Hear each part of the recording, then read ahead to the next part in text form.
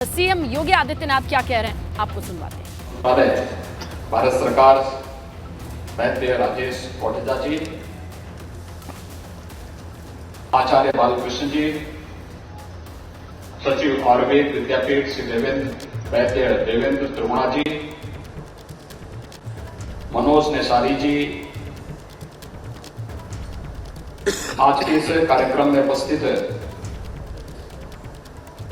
सभी माननीय जनप्रतिनिधिगण,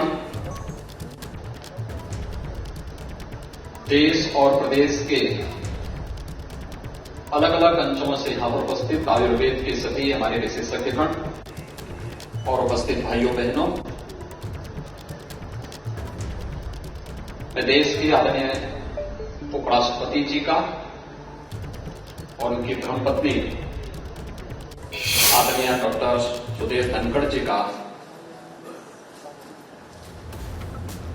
अपने ऑफिशियल विजिट में प्रथम बार उत्तर प्रदेश आगमन पर उत्तर प्रदेश वासियों की ओर से हृदय से स्वागत करता हूं।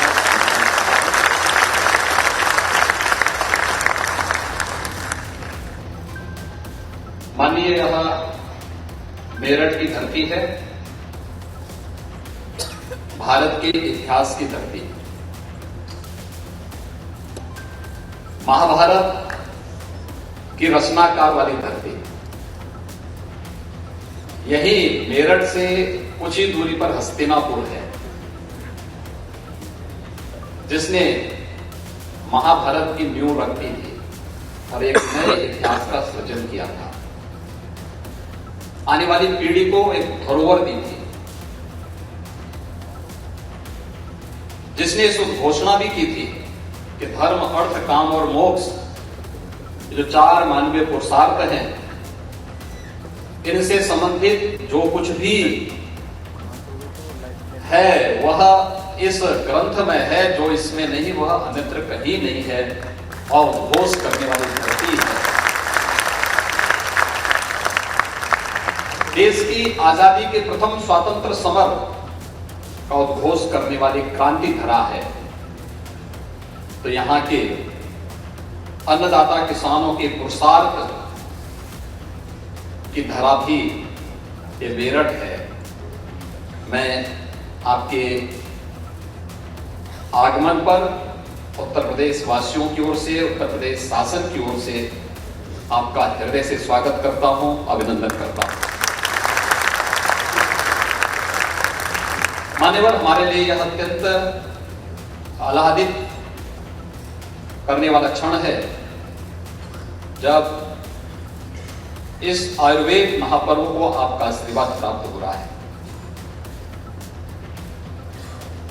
भारत की परंपरागत चिकित्सा पद्धति पिछले 9 वर्ष के अंदर एक लंबी छलांग लगा करके दुनिया के अंदर छाने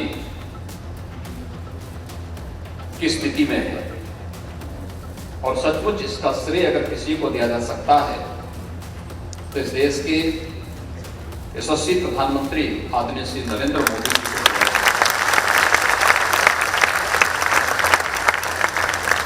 जिन्होंने पहली बार परंपरागत चिकित्सा पद्धतियों को आयुष मंत्रालय के रूप में लेकर के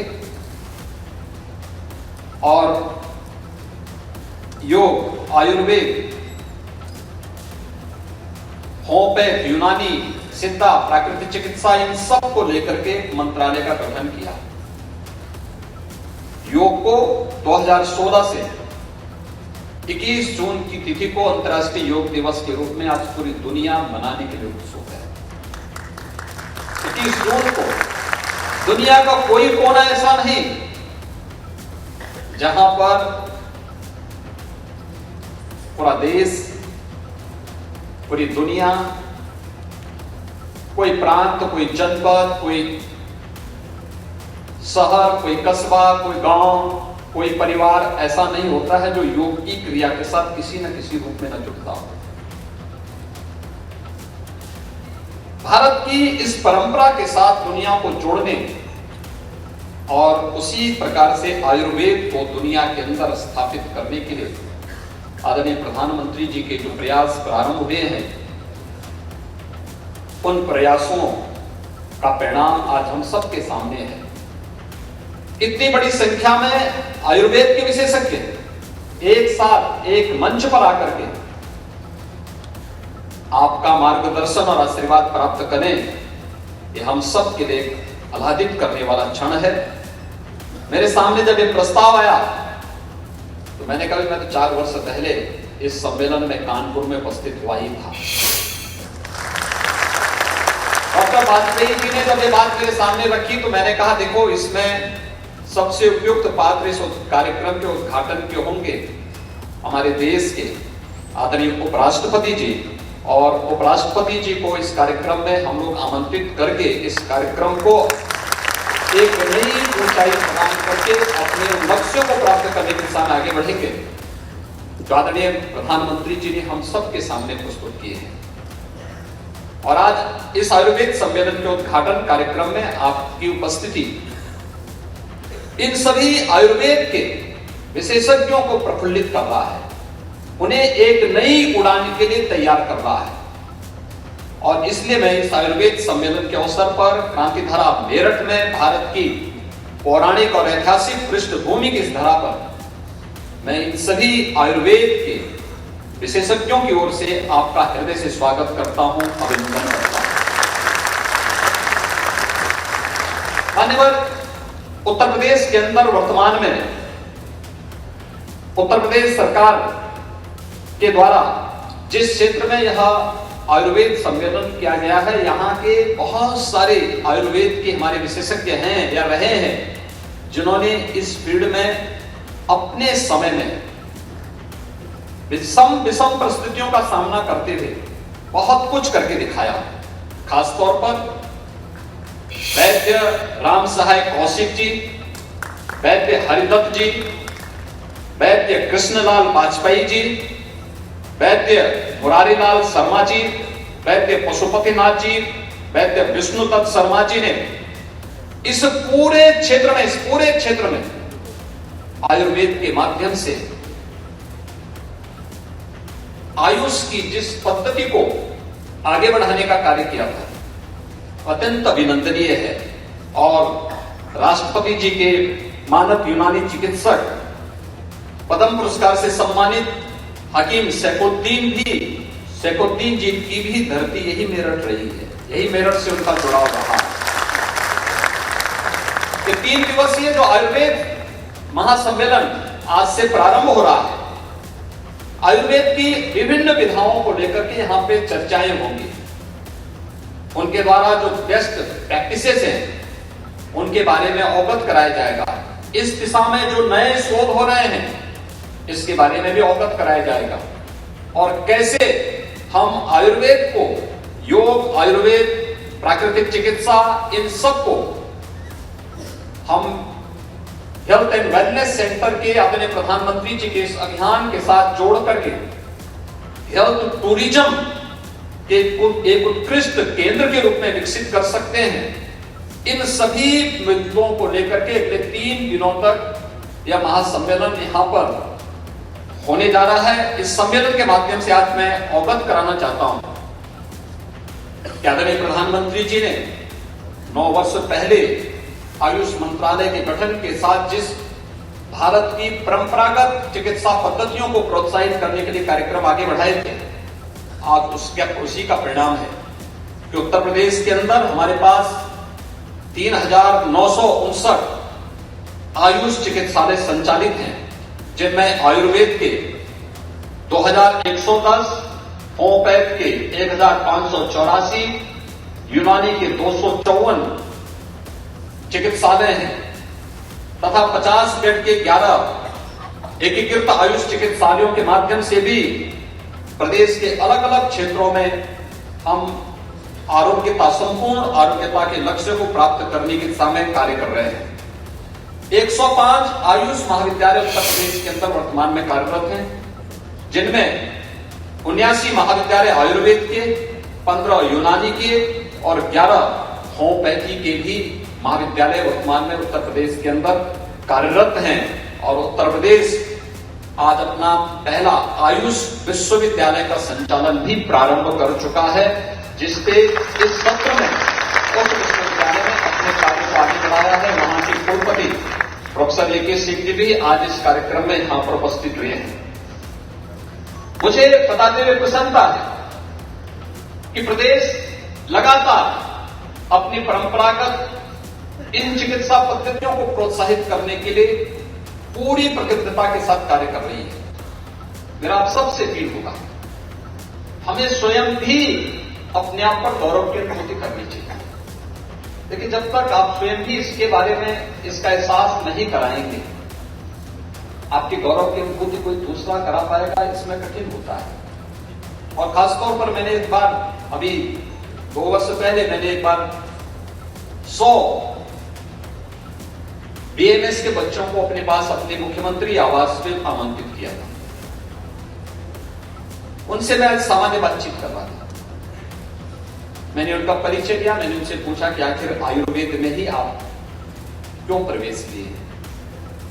आप चिकित्सक बनना चाहते रहे होंगे, तो हो सकता है और भी विधाएं थी, एलोपैथ में आप जा सकते थे, और भी बहुत सारी चीजें हैं। मैं देख करके आश्चर्यचकित था।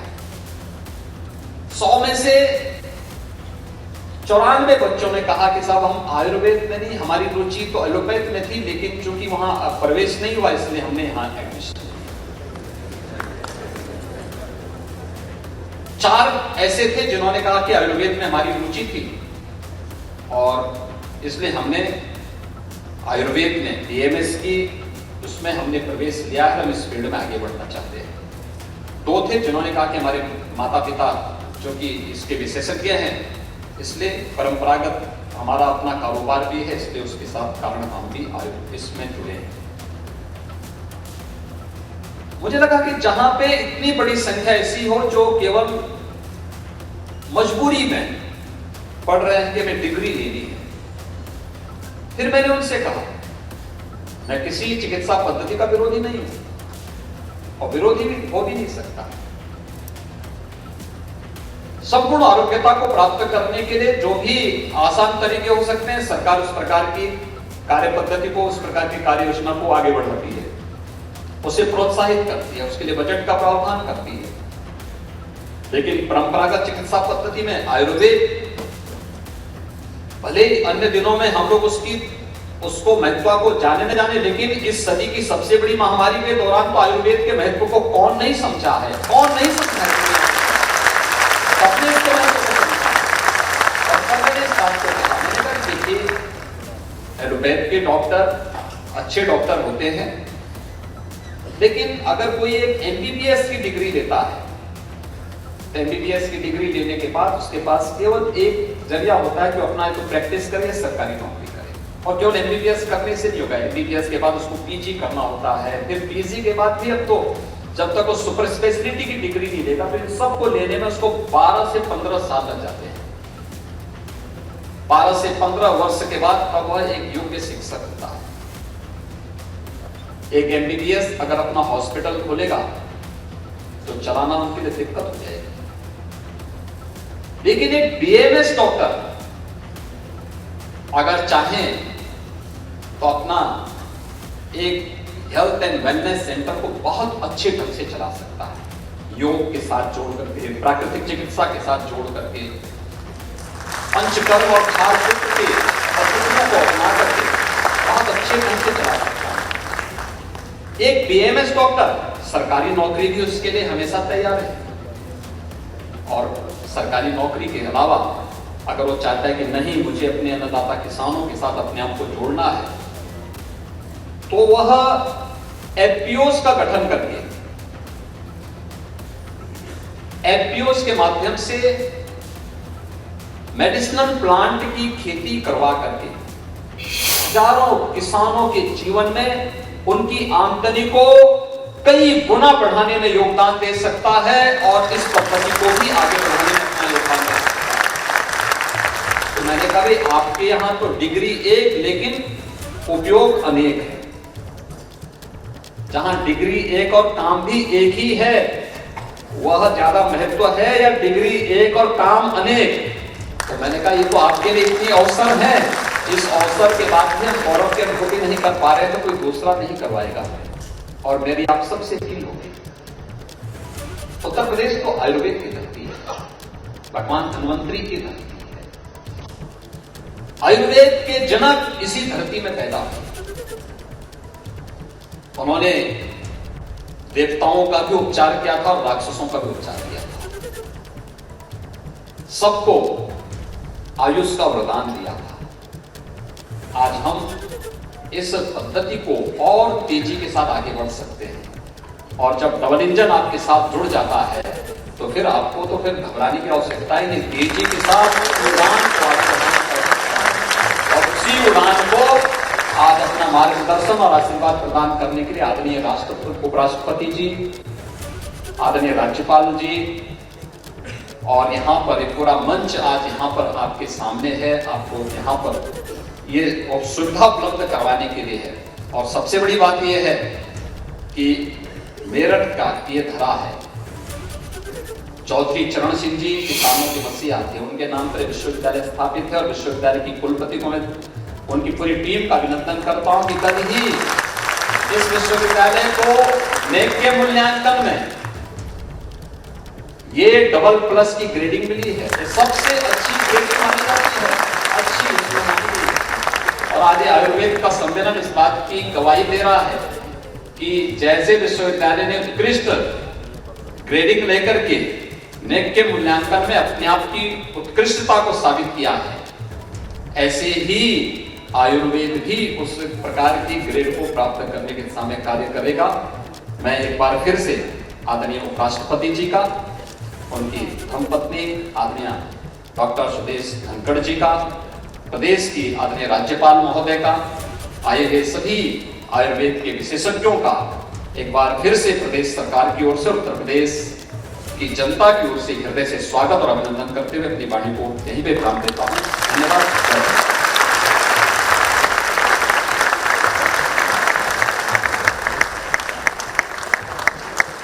आप सभी स्वयं आयुर्वेद के प्रबल समर्थक व संवर्धन में सतत प्रयत्नशील हैं। प्रत्येक सांस्कृतिक विधा के अनुशंसक हैं। आपके प्रेरक उद्बोधन हेतु सादर धन्यवाद माननीय।